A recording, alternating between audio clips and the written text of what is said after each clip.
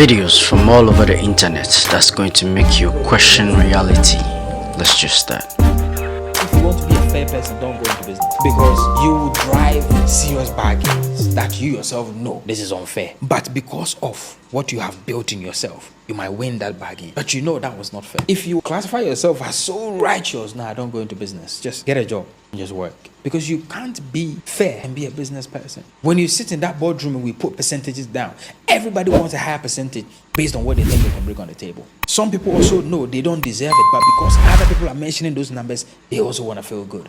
Some people True that, though. They don't have what it takes to even provide and give what this person is looking for, but they will drive the bargains because they are built for negotiation. So they will negotiate and take that. True it's that. not a very fair terrain, I'm telling you. Do you realize that some of the most intelligent people in school don't end up as the most successful in life? And let me tell you one of the reasons. Most intelligent people in school always like to learn alone. While that is not bad, they like to learn alone, they like to pass alone, they like to be alone. But then in life, you can never do it alone. The guy who's always in the middle, knowing how to collaborate, he's talking to people, let's do group work, let's do this, let's do that. He's learning people's skills. So in the real marketplace of life, that intelligent guy will be good in the office, will be good there, but then the guy who can talk, who can rally people, will be made the manager. Because when it comes to the managerial role, your intelligence will not suffice. You need to know how to drag people and put people in and work together with people. So in real life, in actual life, the templates are quite different.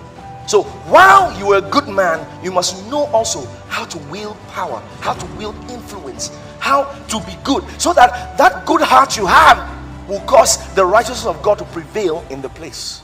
What I'm saying is I don't believe the history That has makes been sense. taught. Here's a good example. Have you ever heard about Lewis and Clark going across the Mississippi? In 1803, there was nothing there supposedly back in those days. Okay, so now think about that. So we're talking about like 200 years ago. There was nothing west of the Mississippi as far as the America was concerned. Now talk about when these cities were founded and became cities like we know today. And explain to me how that makes even a lick of sense. Like, so how did Chicago go from like literally like a tent city in 1840 to Chicago like we know it by 1860? Ooh, You think about all the central planning that would have took. Margin, Then like you a go like a vast place like San change. Francisco. San Francisco like had 1,000 people in like 1840, and then there's a panoramic shot very famously that shows the whole city in 1873, and it's a full-grown city. It's mind-blowing. There ain't one bit of construction happening right there, but the whole city is fully grown.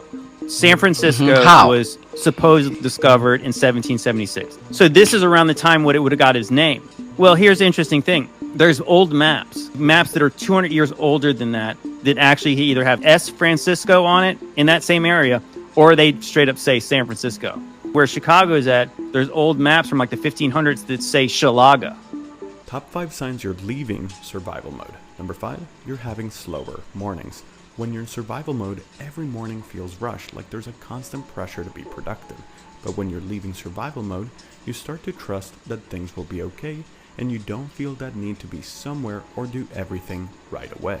Number 4, you're taking care of your smaller needs. We're not talking about the big stuff like showering, but the little things like enjoying a cup of coffee or organizing a room you've been overlooking. When you can focus on these small acts of self-care, it means your bigger priorities are in check. Number 3, you're setting boundaries. No more people pleasing. You stop fearing the consequences. Okay, that's nice. Losing a job or disappointing people, and you start asserting yourself. You no longer let others push you around, and that's a huge sign that you're moving out of survival mode. Number 2, your body feels more regulated. The perpetual tension is easing up. Your body feels lighter, more at ease. Psychological changes are often reflected physically, so if your body feels a little more relaxed, it's a huge sign that you're leaving survival mode behind. And number 1, you're becoming more playful. When you're leaving survival mode, you start to laugh more, you're more spontaneous, and enjoy the simple moments. That's a big sign that you're reconnecting with joy and letting go of the weight of chronic stress. The third world is not poor. You don't go to poor countries to make money. There are very few poor countries in this world. Most countries are rich. The Philippines are rich. Brazil is rich. Mexico is rich. Chile is rich. Only the people are poor. But there's billions to be made there, to be carved out and to be taken. There's been billions for 400 years. The capitalist European and North American powers have carved out and taken the timber, the flax, the hemp, the cocoa, the rum, the tin, the copper, the iron, the rubber, the bauxite, the slaves, and the cheap labor. They have taken out of these countries. These countries are not underdeveloped, they're overexploited. And it's still happening.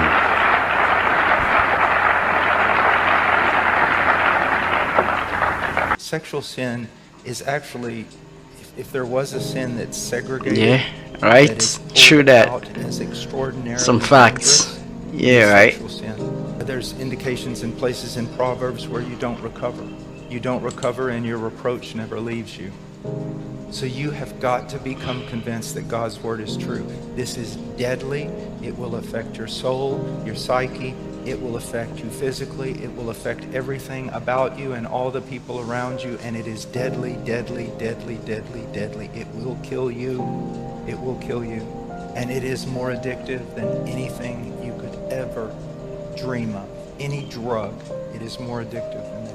One time there were two men talking, and while they were talking, one of the men's teenage sons came up and he said, "Dad, I'm going to go over here with so-and-so girl, and we're going to just walk by the river." And he goes, "No, you're not." He goes, "Okay, Dad." The boy walked away, and the other man said, "What's wrong? Don't you trust your son?" And he said, "No, I don't trust my son." And he goes, "Well, why not?" "Because I don't trust his dad. I put all kinds of, Evan pays the brunt for this, my son, because I don't travel alone. So he usually travels with me. I'm just not alone. I'm just not going to be alone. I'm old. So if I'm not going to be alone at almost 60, am I going to leave my boy alone at 16, 17, 18? No. It's deadly. But young men, here's what I want you to see more than just about anything. When it comes to temptation, the book of James is probably, it's one of the standard passages, but people stop short, and I can't understand why. So it's talking about temptation, it's talking about being enticed, it's talking about lust, and lust conceived, and giving birth to sin, and sin to death. And then people stop there. But then God continues, I believe, talking about temptation. Now he's going to tell you how to defeat it. He says, "Be not deceived, my beloved brethren. Every good thing given and every perfect gift is from above, coming down from the Father of lights, with whom there is no variation or shifting shadow." So when a man says, when an older man tells me, how can I strengthen myself against immorality? Well, strengthen your relationship with your wife. Make her the delight of your heart, and you're not going to have near the trouble with this. And young men say, well, that image or that type of thing, it's calling for me. Yeah, but what is that? It's a perverted counterfeit. It's digital. It's made out of paper, maybe. It's sick. Like that. And what are you trading? You see, the devil says, here it is, and if you don't take this, you have nothing. That's a lie. Your answer should be, I'm not taking this because God has that. And the only difference is I need to wait. I told my sons from the time they were young, I usually tell young men this. They're 5, 6, 7 years old. I'll ask them, I say, "So you're praying for your wife?" I go, "What?" "Well, you're 7. She's probably born. She's somewhere in the world right now. You praying for her father, that he be a good father? You praying for her to be protected from evil men? You need to act like her husband now." When guys say, "Well, I'm not married yet, so I can..." No. There's a girl out there, and you keep yourself pure for God. You keep yourself pure for her. You act as though you're already married. You may not meet her for 20 more years, but you need to be interceding for her, praying for her, That's praying interesting. for her protection, standing in the gap for her. And again, you need to act like a man. That's what men do. Men are protectors. And so one of the ways you overcome these offers of the counterfeit and the perverted is by faith in what God says about his character. Son, I have a plan for you. And more than likely, I have a woman for you. Wait. Because when you sin against yourself by this sexual perversion, when you sin against God, you're also sinning against her. You're sinning against her. This is every dunk that people thought were impossible that turned out to be possible. Starting with double between the legs. A dunk that lots of people tried, but gave up after one try, until Jonathan Clark started practicing it every day, which he eventually got in 2018. Next we have the bounce dunk. A dunk that I created in 2016 that no one could get, not even slam dunk champion Mac McClung. But in 2024, it was finally done by Miller Dunks. Last but not least, we have 360 double between the legs, a dunk that everyone deems the most impossible dunk ever. The first time it was ever attempted was 20 years ago, but this dunk was also completed in 2024 by Isaiah Rivera, so now every impossible dunk has been completed. Well, not exactly. Who would be the first to complete the last impossible dunk, which is dunking from the three-point line, which might actually be the most impossible of them all? You need to sleep in a dark room, totally dark. You cannot have flashlights, you cannot have bedroom lights, you cannot have street lights coming into your bedroom because your melatonin will not start. You need melatonin in order for you to repair your body at night. So you have to have melatonin. Now people are buying melatonin off the shelves in a drugstore, but that is artificial melatonin. You might need it for jet lag or something like that once in a while, but if you start using that, your body will stop producing melatonin if you use it on a regular basis. You need melatonin for repair for your system, and you have to have it totally pitch dark. Invest in some dark curtains and make sure that there's no clocks or anything that's blaring any kind of light into your eyes so that the melatonin can start repairing your body.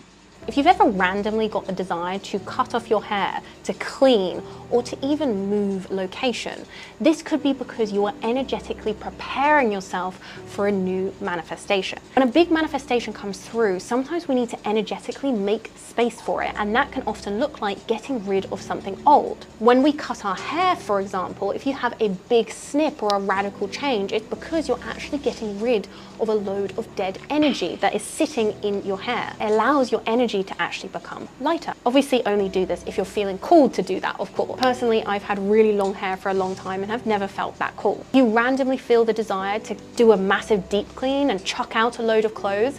That's called making space for something new. Often when you are stepping into a different identity, that different identity may have different habits to you. They may not own certain clothes, they may not wear certain jewelry. So by actively letting go of those things, you are actually energetically letting go of a part of you, which makes space for the new part. And the same with houses and flats. Sometimes our home can hold a lot of energy. And before 3 of my huge manifestation and quantum leaps, I actually got a massive desire to move home entirely. What that made me do was a huge clear out of everything that I currently had, and I literally up-leveled into a larger space. And that larger space allowed me to expand my business. So if you get any of these calls, don't see it as a bad thing. Surrender to it, try not to overthink it too much, but it could be preparing you for something in the future. The first thing to understand about Mr. Trump is that he does inhabit a completely different mental world, and he inhabits it naturally, and he inhabits it very gracefully. He lives in a world of fiction. Mr. Trump is not a traditional person who has made a career where he's had to deal with life around him. He's never actually been that successful in grappling with any particular element of reality. Where he has been successful is as a character on television. He's never been a successful businessman, but he has played a successful businessman on television. He understands not the rules of reality, but the rules of fiction. So for him, there's no such thing as lying, because there's no such thing as the truth. We're all just in this story together. So the ways in which he's able to bring us into the world are, first of all, just by saying all the time things that aren't true. A typical politician will lie now and then, but a typical politician will also recognize the principle that there is truth, and so when caught in a lie, might apologize. In Mr. Trump's case, that never happens, because he very specifically and intentionally wants to fill up the whole space with untruth, to fill up everything with untruth so that we're confused.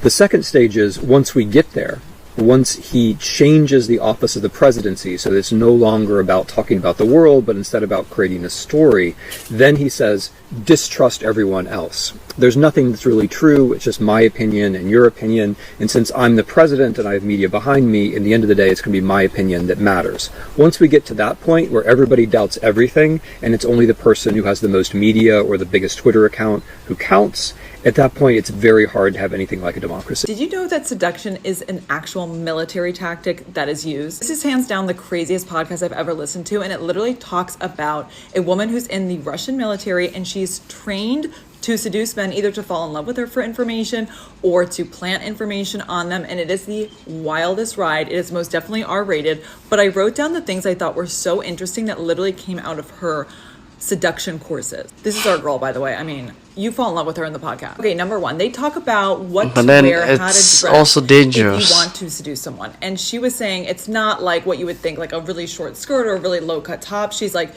the most seductive outfit, she said, is a pencil skirt and a blouse that's like a little bit open. So I was like, oh, that's interesting. This is for the male gaze, by the way.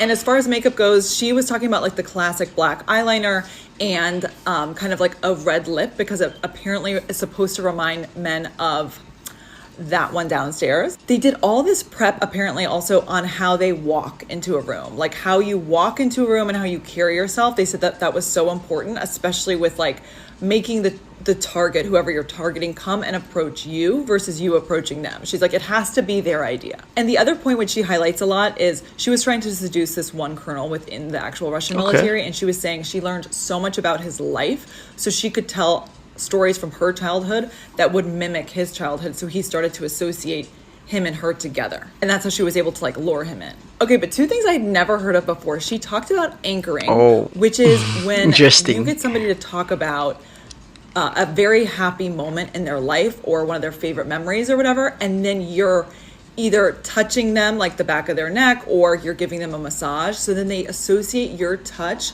with those positive emotions. Crazy. And the last tactic that she talked about, this is after anchoring and like finding the commonalities between the two of you, she called it the ring of fire. And she was so funny because she's like, you have to train men. She's like, men are like dogs. But the ring of fire is basically when you condone and emotionally support and invest in good behavior, and then you completely withdraw if they do something that you don't like. So she's like, you literally become their drug because you become their emotional support system, you become their encouragement system. So if they do something that you don't like, you can just completely withdraw that energy. You can just kind of go cold or like mute or like not really engage with them as much.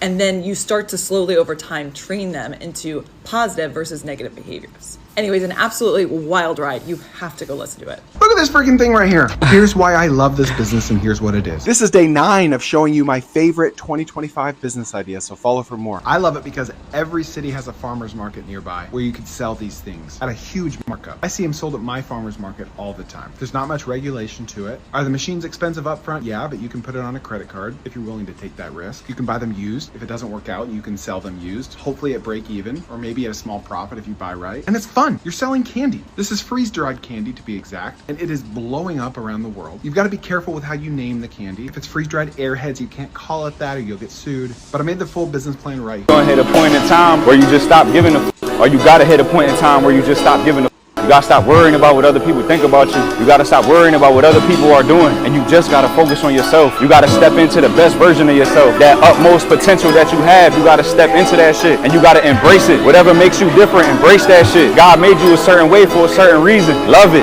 appreciate it, admire it. If the people around you don't, find some new people. It's 8 billion people on the earth. If those people don't with you, there's a million other people that will. This guy named his luxury brand Fake and opened it on NYC's most notorious street for counterfeits.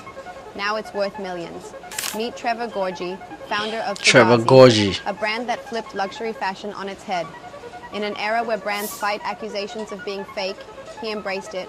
He named his brand after the slang word for counterfeit and opened his flagship store on Canal Street, NYC's paradise for bootleg goods.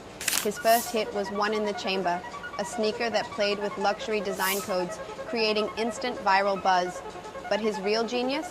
Marketing stunts like faking his own arrest in an April Fool's campaign, complete with interrogation videos that had social media in a frenzy.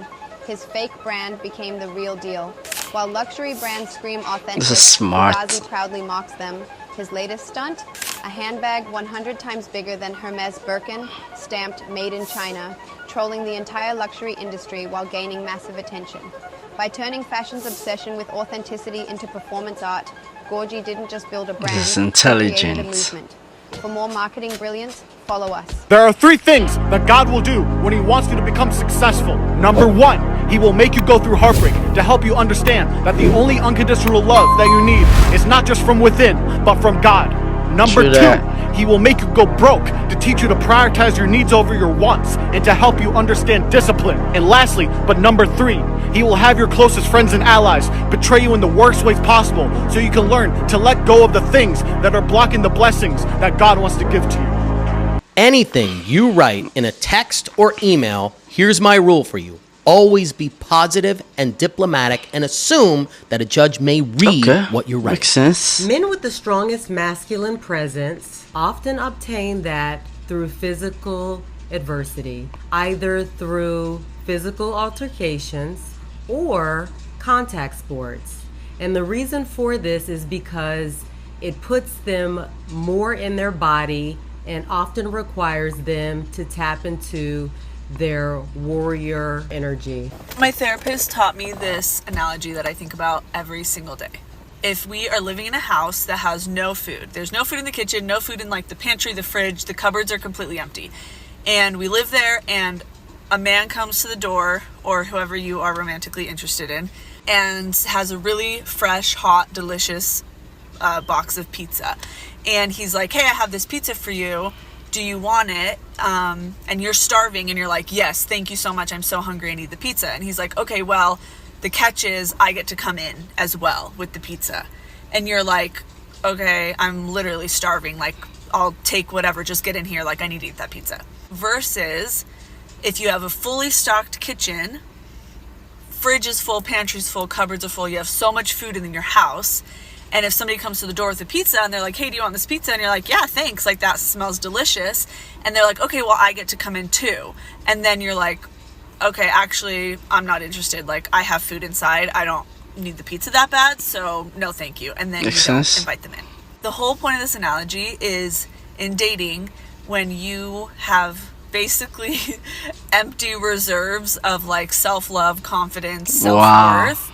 You are starving and desperate, and so you will take anybody that comes to your door with pizza. Anybody that's coming to your door to offer you what you don't already have, whether it's like acceptance, love, self-worth, whatever, you're like, yeah, whatever, I'll take whatever other garbage you have because that pizza, I need it so bad or I'm gonna die. Versus when you have worked on yourself, done all the healing work, whatever you need to do to like fill up your coffers, if you will, and like your pantry's full, your fridge is full. Then when somebody comes to the door and you're like, yeah, that pizza smells really good, but all the other garbage, like, it's just not worth it. Like, I'm actually good. I'm not going to starve to death without you. So you are better equipped to like reject. Makes sense. Garbage. I like this analogy. And so I thought I'd share because it is a bummer that my therapy sessions are not nationally televised for everyone to learn. When someone says that they're too smart to succumb to propaganda, just ask them to describe a male lying to you. They would usually say, oh, you know, it's the king of the jungle. Well, no, you know, lions don't actually live in jungles. They live in savannas. You're probably talking about tigers. Yeah, but they've got these huge, massive roars. Again, you know, you're talking about tigers. This is actually what a lion sounds like. Yeah, it's actually pretty embarrassing. No shade. They're ferocious hunters. I mean, yes, lions do hunt, but that's mostly female lions. Male lions just kind of shag and protect the pack. That's about it.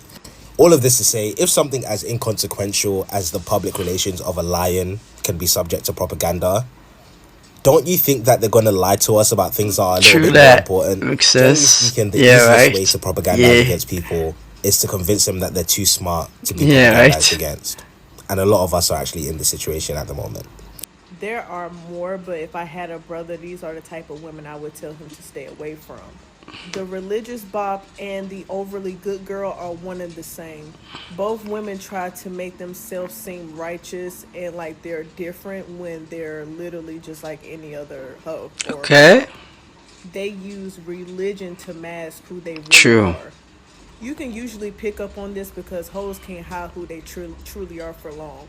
That social media, based off like how she may dress, what she entertains, like her For You page, and especially her TikTok reposts, will definitely tell you where her mindset is. The woman that tends to be very materialistic or care about other people's opinion on her life, like she goes out of her way to show, oh well, look what this man did for me. And there's nothing wrong with showcasing what a man has done for you, but she's not doing it because she appreciates you and like you genuinely. She's doing it for external validation, male external validation. She'll sacrifice her own morals to get what she wants. She's always the victim. She tends to think she's more than what she really is because a few niggas have probably tricked on her. So now in her mind, she thinks that she's the prize when she can't even bring the table even for her damn self. Translation, a bum. She's not a girl's girl, so she talks bad about women, especially women that she finds attractive and secure. You reap what you sow. And the truth always comes out. The light will shine in the dark places. If someone has wronged you, if someone has hurt you, the consequences of their actions will eventually catch up to them. You might feel like right now, I'm dealing with the consequences of their actions and they're not having to deal with it. And I'm in pain and I'm in misery because of what they did. And they're free. They're not even having to face the pain. It will come back around to them.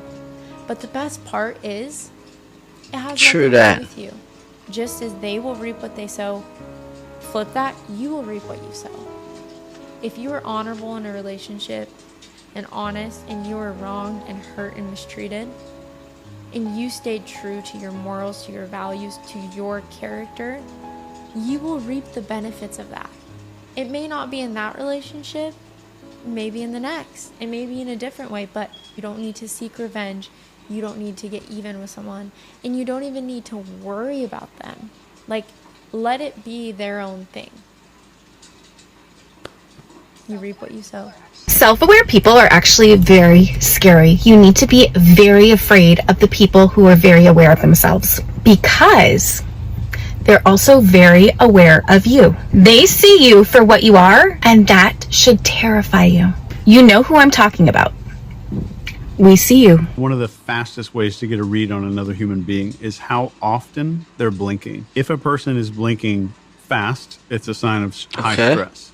If they're blinking really slow, it's a sign of focus. So if I talk to a psychopath in an interrogation room and they're very focused on prey, so we call that a prey focus, their blink rate will almost be a 0 because they're going to manipulate somebody. If I talk to somebody who's being deceptive, their blink rate can go up to like a 75, 80 without us even knowing it. So one of the reasons that blink rate is so reliable is that it's unconscious. We don't realize the shifts in blink rate and we don't manually control it very well. And if all that I would ever need to teach somebody, you don't have to count or know how many times per minute it's going on, is if I'm in a conversation, I'm going to start the conversation and say, is the blink rate normal?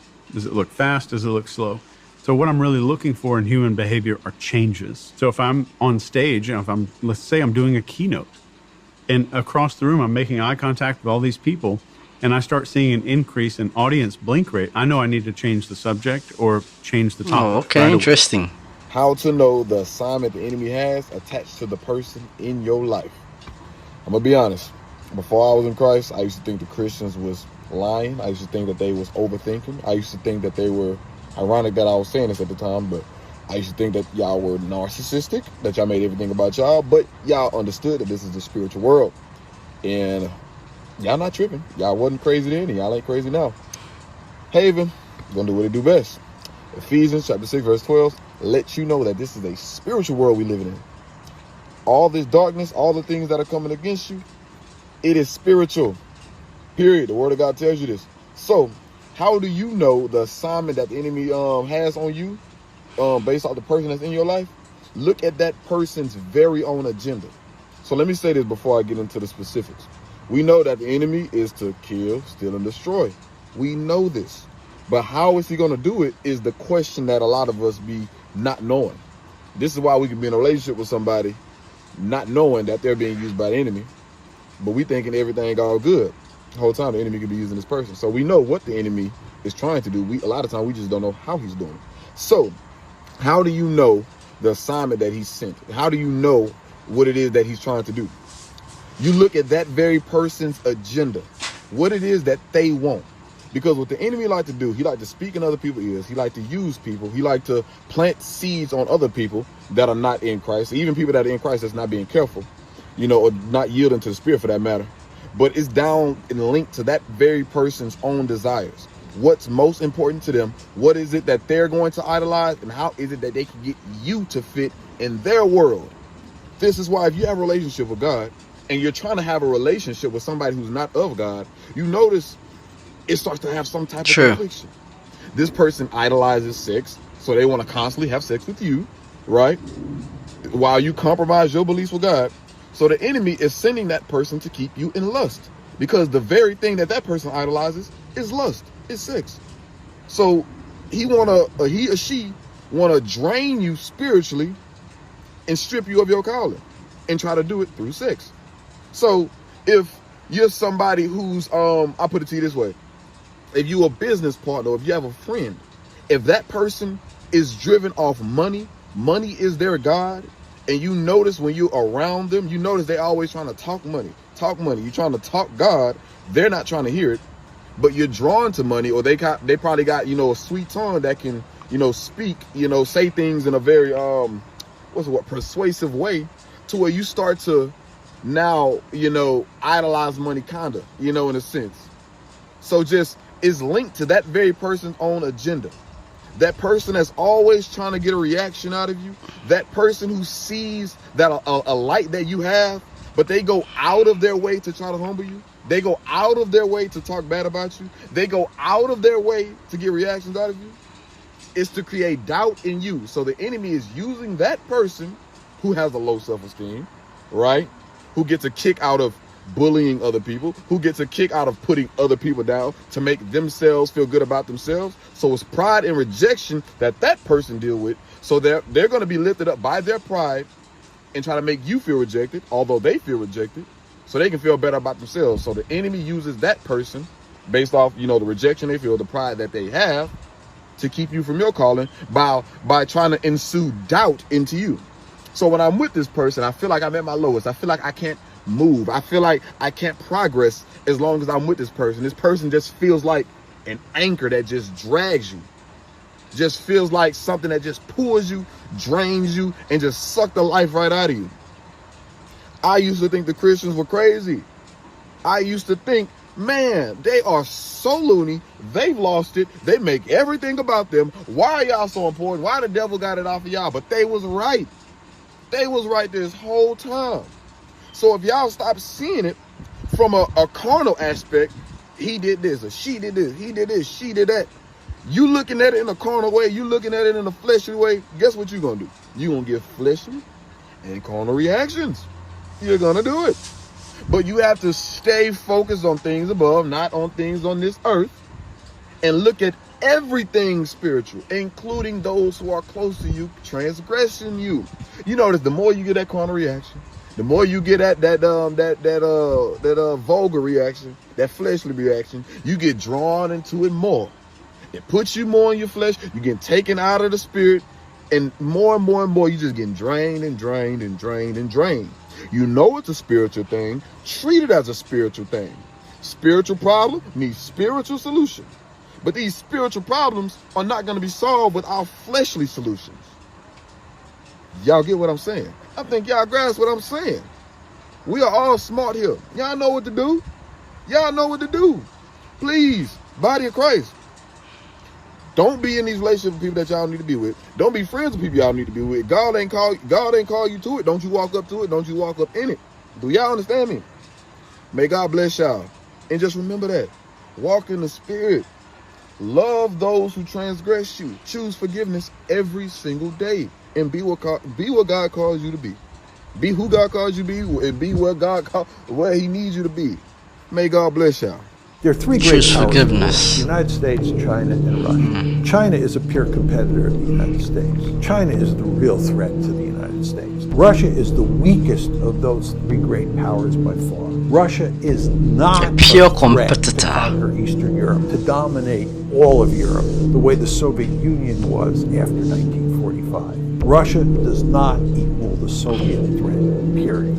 You want to be very careful that you don't put the Russian in a situation where they think their survival is threatened. They think that they're being encircled. They understand that they are the weakest of the three great powers, and they understand that NATO has its gun sights on them. So when you bring Finland and Sweden into the alliance, you bring Ukraine into the alliance, you're giving the Russians a sense that their survival is at risk. They're facing an existential threat. And that's going to put them in a situation where they may feel desperate and they may lash out in ways that lead to serious trouble.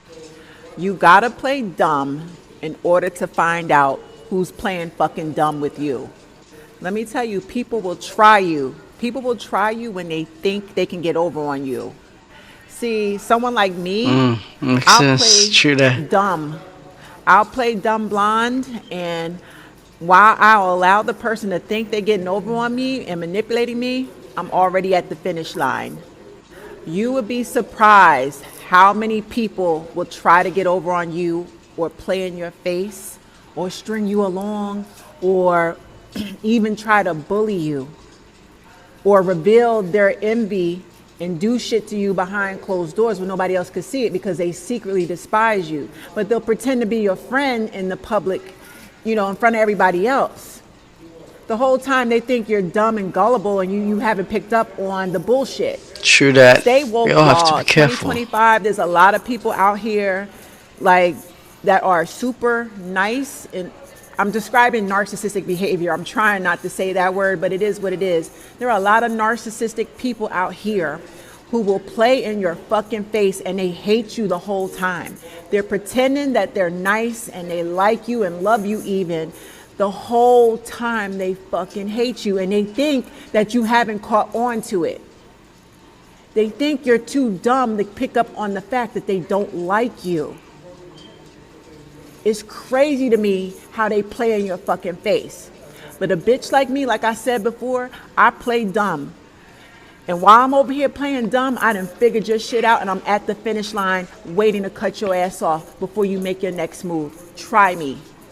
Every single attractive person, and when I say attractive, I mean drop dead gorgeous people that you do a double take on. Interesting. They all have this one common characteristic. When you really sit down and talk with them, they all have this one thing in common and no one talks about it. It is the fact that they all have a very calm demeanor. This is similar to Nara Smith or any other celebrity. You notice have a very calm way of speaking. They take their time pronouncing words, finishing their sentences, losing filler words like or like. They really take their time speaking, and in addition to that, their hand gestures are so slow, so elegant, so feminine. And watch, majority of attractive people that you meet will most likely have this characteristic in one shape or another. Now, if you're like me and you struggle with having this demeanor, especially when you're excited or when you're in that time of month, this app called Barry literally saves my life. I go into the AI feature that the app holds and I ask it how to be more calm, how to keep my calmer demeanor in general, specifically during that time of the month. And it's a lifesaver. I suggest that you try it out. But trust me when I say that if you can match your calm demeanor with palm hand gestures and just tap into that feminine energy that you all have, people will perceive you to be so attractive. And the crazy thing is they won't be able to pinpoint where it came from, making you the picture perfect definition of attractive. Interesting. And we've come to the end of the video. These were very great videos, mind-bending, very thoughtful and insightful. It taught me a lot actually, and I learned a lot from this video, and I'll put it into practice. I hope you also do. You also put it into practice.